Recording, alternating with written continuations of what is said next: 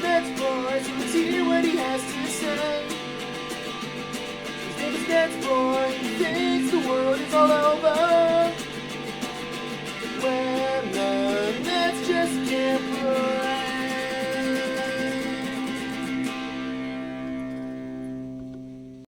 What up, Net fans? NetsBoy here, bring you latest in your Brooklyn Nets news. Well, certainly didn't take that long for the Nets to start sucking and to slip under 500. That's for sure. I don't know how many games it's been since my last NetsBoy episode. I really don't. It's been a little over a week and a half. But I do know, though, during that stretch, the Nets have only won 2 games. And they both were against the 2-29, setting an all-time losing streak, Detroit Pistons. So, go figure. And even in the second game, the Nets barely won that game. Like, Pistons had a chance to win. And like, ugh. It's just the same crap with this team. You know, every time you think that maybe this team is starting to take strides in the right direction, they remind you that they are the Brooklyn Nets.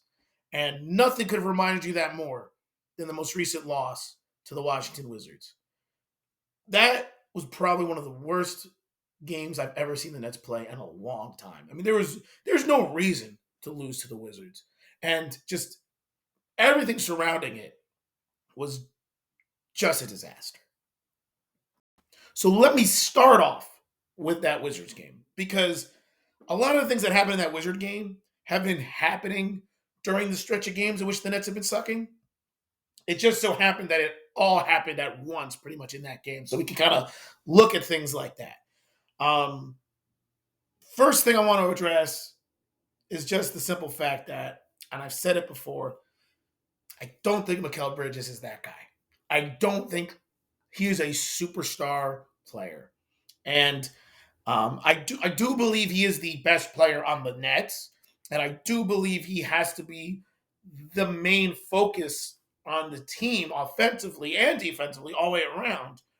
Because it seems like as of now, the Nets go as Mikal goes. I don't think it's a coincidence that during the stretch of games where the Nets are struggling, Mikal Bridges has played very poorly. And he has. He has. He's been in a bit of a slump. He's shooting under 40%.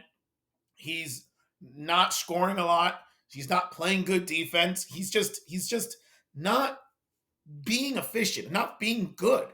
And I don't think it's a coincidence. I think he needs to start looking at how to be more effective. Like I've noticed one thing about Mikal Bridges. This guy misses a lot of layups, like a lot of layups, and that's simply because he's just not that athletic. Like this is no knock on him. He doesn't have the athleticism to finish around the basket. Yet he keeps trying for these tough layups, and he'll make them every once in a while. But if you look carefully at what Mikal Bridges is the most effective, he is a pure elbow jump shooter, corner elbow jump shooter, mid range scorer.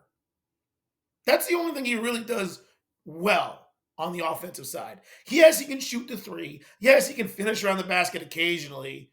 But the reality is, he's the most effective when he comes off a screen, gets to that little elbow, and shoots that little 15-foot jump shot. He's very effective that way. Yet, for some reason, he's not seeming to take those shots much anymore. He takes them once in a while. Like when you are the scorer or you got to be the main guy, you got to learn how to get to your spots. We heard Kevin Durant and Kyrie Irving talk about that all the time when they were here with the Nets. Getting to your spot, getting to the point where you know you can be efficient. Mikal Bridges doesn't seem like he's doing that right now. He's trying to make tough layups, tough floaters, tough contested threes, and he's just not good enough to do that. So that's the first thing I've noticed. Mikal's playing poorly, and that's contributing to this poor late game execution down the stretch because the Nets are trying to rely on Mikal Bridges to be the guy down the stretch. And when Mikal's playing poorly, that means other players need to step up.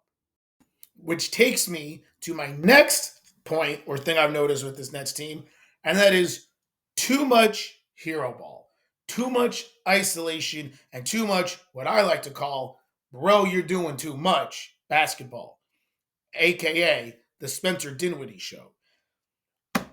You know, Spencer Dinwiddie is one of the most frustrating players to ever watch because when he's facilitating and when he's not trying to draw fouls, he is a really, really good point guard. Like he's a really good point guard. But sometimes he gets it in his mind that he's got to be the guy, that he's got to make and take the tough shot, or that he needs to slash to the basket and try to make the big contested layup and then complain to the refs that he's getting fouled. Like, and it just doesn't work. It's not efficient basketball. And it's one of the most frustrating things. And I've always said this. I always like Dinwiddie as a pass first point guard. He only should score when he's open. He only should score when he needs to. If he can slash to the basket and finish without any issues. Instead, especially in that Wizards game, once again, I'm talking about the Wizards game mostly, but everything that's been happening during the stretch of games, he just tried to take over. Mikal Bridges is struggling. So Dinwiddie's like, I'll do it. I'll do it myself. And he wasn't getting any foul calls. He wasn't making any of his layups. He wasn't making any of his threes down the stretch. And it just made the offense just stagnant and stale. And that contributed to the poor late game execution that the Nets had in that Wizards game. So that's another thing I noticed. And it wasn't just Dinwiddie doing that. The ISO ball in general kills this Nets team. And you all know where I'm going with this now. Cam Thomas. Now, before I start my,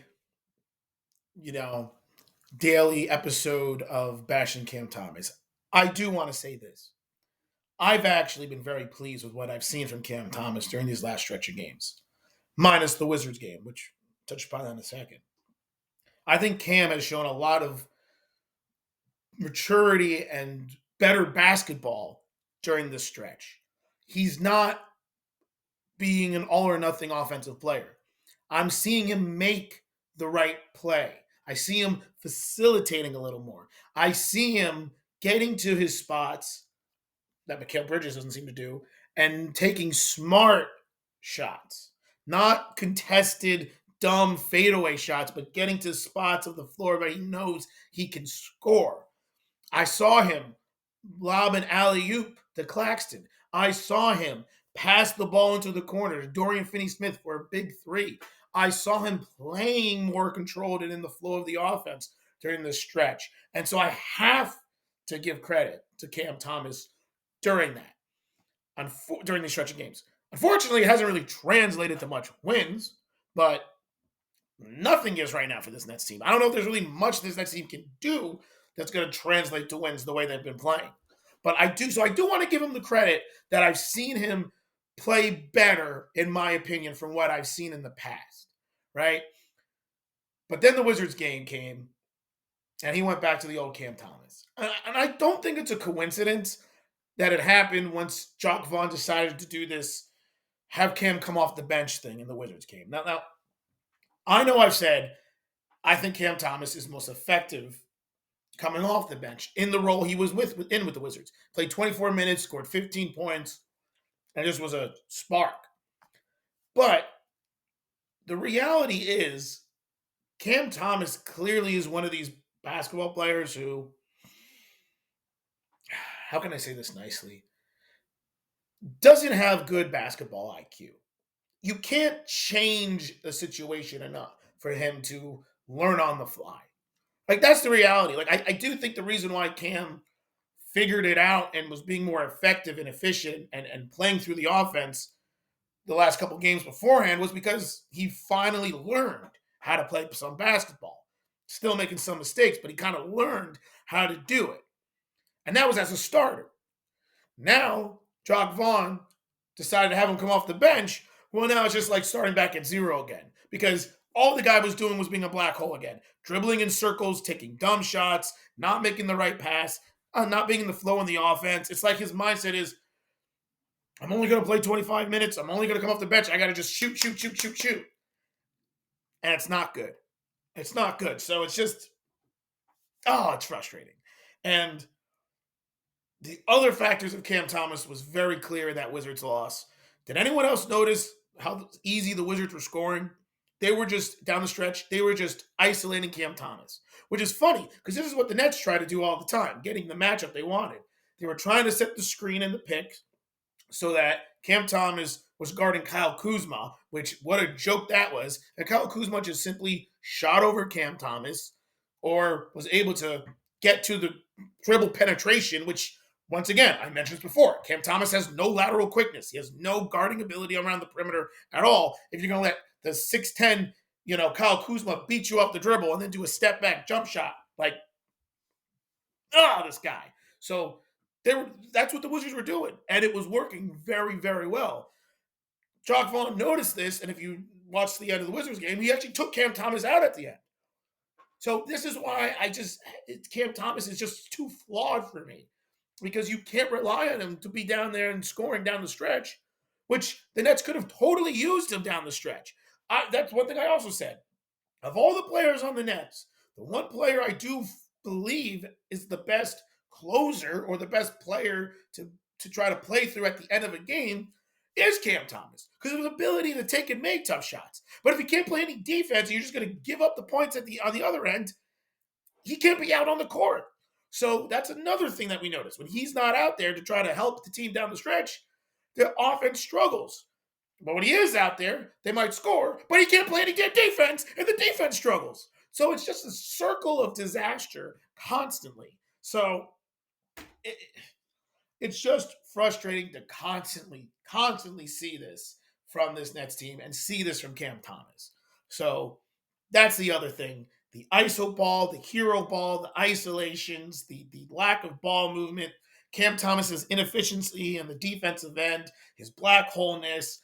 That's another reason why this Nets team is back to sucking the way they've sucked before.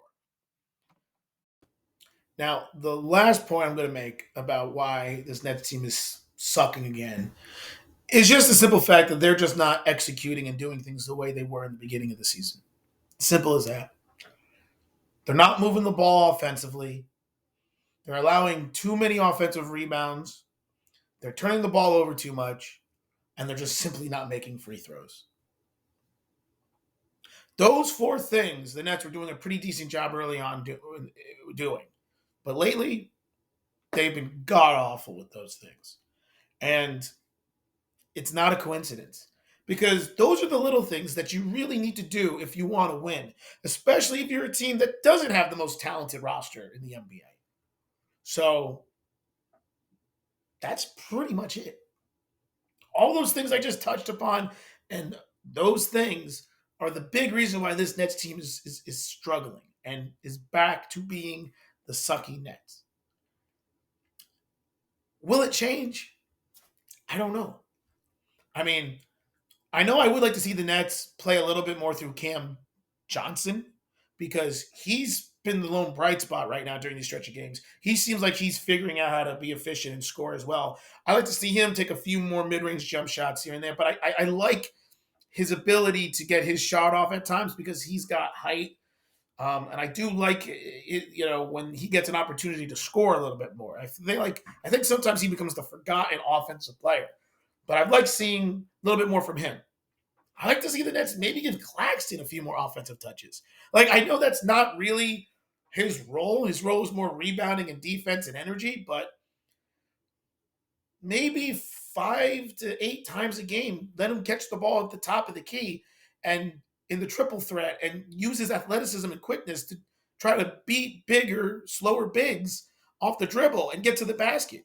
And if he gets fouled, Claxton's actually making his free throws. He seemed to be the only one making his free throws in that Wizards game. But, you know what I mean? Like, maybe we try that a little bit more. Maybe Mikal Bridges understands mid-range is your strength and goes back to the elbow jump shots. Maybe Spencer Dinwiddie understands that he's most effective when he dribble penetrates and facilitates and kicks out for open threes. Maybe Cam Thomas will understand how to be more effective in the offense again like he was in the last couple games and not the Wizards game. And just remember, wait a minute, let me not force things. Let me just take what the defense is giving me. Maybe Jock Vaughn will learn about not trying to save a timeout and put some rebounders out there so when Jamal Murray misses a free throw. He doesn't get the damn rebound. That was in the Nuggets game. I didn't even talk about that, but that was during that stretch of games that Jamal Murray missing the free throw, and for whatever reason, Cam Thomas, and this is not Cam Thomas's fault. Okay? I don't want anyone, I don't always blame him, but it's not his fault. He shouldn't have been out there in the first place. Cam Thomas, no one boxed up the shooter because they were so preoccupied trying to stop Jokic. So Jamal Murray got the rebound down the stretch of that game and got fouled again. If the Nets just secured the rebound, the Nets would have had a chance to tie the game or take the lead with the final possession with 14 seconds. But for whatever reason, I guess because Jacque Vaughn wanted to save his last time out, he had his offense out there to try to get the ball and push it and not call the timeout, but they weren't able to get the rebound. You got to do the first thing first, Jock.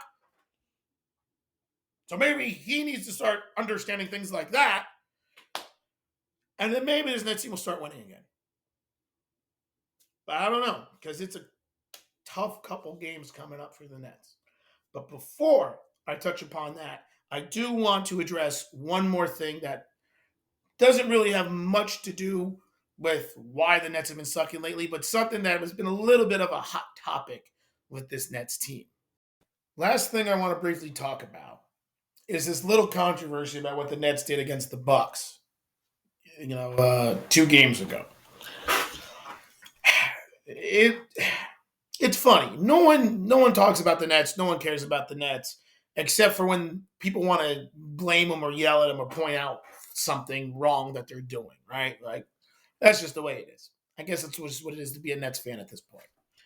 But if you didn't know, the second game of a back-to-back, recently the Nets played the Bucks. And in that game, Jacque Vaughn decided that he was going to rest Nick Claxton, Spencer Dinwiddie, and Cam Johnson, and that he was going to only play Cam Thomas or Mikal Bridges for the first quarter. And then, and Dorian Finney-Smith was rested as well.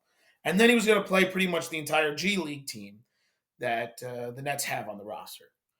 And this is something that shouldn't come to much of a surprise for the Nets fans because they did it last year. Does everybody remember when the Nets beat the Heat with pretty much the G League Long Island Nets?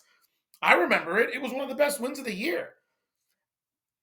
Jacque Vaughn said that it's because people are banged up, coming off this second half of a back-to-back, and people are hurt, and he wants to rest them. And in doing so, it's giving opportunities to some of the young guys. And everybody just ripped on him. So how can the Nets do this? Every win matters. How could you punt on this game? And yes, it's the Bucks and the back-to-back, but you're going to be competing, for the play-in, and every win is important, all these things. You can't do this. It's disrespectful, all this stuff. It's unbelievable. These players don't need, maintenance. These guys don't need load management. They're not Kawhi Leonard, blah, blah, blah. All these things. People were just chirping and bashing the Nets. And my whole thing is, I got zero problem with what Jacque Vaughn and the Nets did. And to me, I get it. Because it wasn't about resting the players. That's what Jacque Vaughn wanted to say. Because that's what he kind of felt he needed to say. Because that's the only way you can kind of justify it. This was really about looking at people like Tariq Whitehead, Noah Clowney, Jalen Wilson, and Keon Johnson, Harry Giles III, and Dennis Smith Jr., and Trenton Warford, and Day'Ron Sharpe, and Amani Brooks, and giving those guys opportunities to just see who the hell they are as NBA players. I mean, just the 3 rookies the Nets have, Whitehead, Clowney, and Wilson, they've barely played this year. Wilson has had some run, and by the way, I really like him. I think he could be a really good rotational piece. Energy guy, just does all the little things. But other than him, I mean, Noah Clowney has played 1 minute in the NBA prior. Same thing with Tariq Whitehead. These are 2 first-round picks that the Nets had in this upcoming draft. We all know this Nets team's not winning a championship. If the Nets make the playoffs, they're going to be lucky to win one game. We know that. We're not stupid. But the Nets could be the only non contending team to have three rookies on their team, two first round draft picks, and just be buried in the depth chart, buried in the G League, not getting an opportunity to prove themselves. And at some point, we need to see what we've got with these guys. We need to see something. So I don't think this was really about resting players as much as it is about seeing what these young guys can do. I mean, the whole thing of this Nets team is prove it. All these people are on prove it contracts. Lonnie Walker signed a prove it contract, right? Dennis Smith Jr. signed a prove it contract. Trenton Warford signed a prove it contract. You know, Keon Johnson signed, a prove it two-way contract. Amari Brooks, prove it contracts. These rookies are trying to prove it. John Vaughn and the Nets are just saying, hey, let's pick a game and give these guys a chance. And what's the worst that's going to happen? We're going to lose? Who cares? Because we're not going anywhere. So let's pick a game that we're most likely going to lose anyway. Second half of a back-to-back against the Milwaukee Bucks makes sense to me. I don't have zero problem with it. And you know what? I think we learned a lot from some of these players. I think we noticed that Jalen Wilson, he should be in the rotation or he should be sniffing it at this point. I think Whitehead and Clowney need to figure it out a little bit better. But I'm a little disappointed with Whitehead. I thought he'd be a little bit more aggressive. But, Keon Johnson, he has some game. And, I liked what I saw. And Dennis Smith Jr. showed how good he can be at times. So we saw this. We saw the young guys getting the opportunity and showing what they can do. So I got zero problem with it. I really do. And everyone wants to bash the Nets for it. To me, it makes loads of sense, and I would not be surprised. And I actually encourage Jacques Vaughn to do this at least one more time the rest of this year. Pick a game after a back-to-back where everybody else is beat up and you want to rest and give these young guys a chance because right now, they're not getting their opportunities. So, zero problem with it. I feel like everyone's missing the point. They're all focused on the rest of the main players and not focusing on the opportunity of the young guys, which is really the real reason. Now, could Jacques Vaughn have worded things a little bit differently and kind of worded it that way, saying we want to see what we've got in some of these young players, and so we're going to start using them, and in doing so, it's going to allow us to rest our veterans? Maybe if he worded it that way, there'd be a little bit more backlash instead of saying everyone's beat up and we're going to rest these guys strategically and give other guys opportunities. I don't know. I feel like people are just going to complain no matter what. But I had zero problem with it. I think it was the right call. And I hope the Nets do it again because I do want to see some of these young guys and a little bit more of an opportunity. And what great experience to play against Giannis, Brooke Lopez, Damian Lillard, Chris Middleton. Like, what great experience to play against that Milwaukee Bucks team for some of these young players. And you can't put a price on experience. It's just reality. So, just something I wanted to throw out there. So, there you have it. All right, so let's wrap up this episode now. I'm not going to go do my whole next couple game things for the Nets because the reality is the way this team's playing, who the hell knows? That's just what it is. Let's just hope that they win a couple games coming up and that they can try to stay around the 500 mark at this point, at least until maybe Lonnie Walker comes back and maybe Ben the useless Simmons. I don't know. So just keep your eyes open to the next NetsBoy episode. Until then, let me know what you guys think about everything. If you agree with me on the reasons why this Nets team's struggling now, what you think about the Bucks game and whether resting the players was the right idea and playing all these rookies and young players. Let me know about anything. So until then, this is NetsBoy wishing everyone a happy new year because this is definitely going to be my last episode in 2023. So happy new year. And keep your eyes open in 2024. Well, let's hope that this Nets team stops sucking. And until then, this is NetsBoy signing off.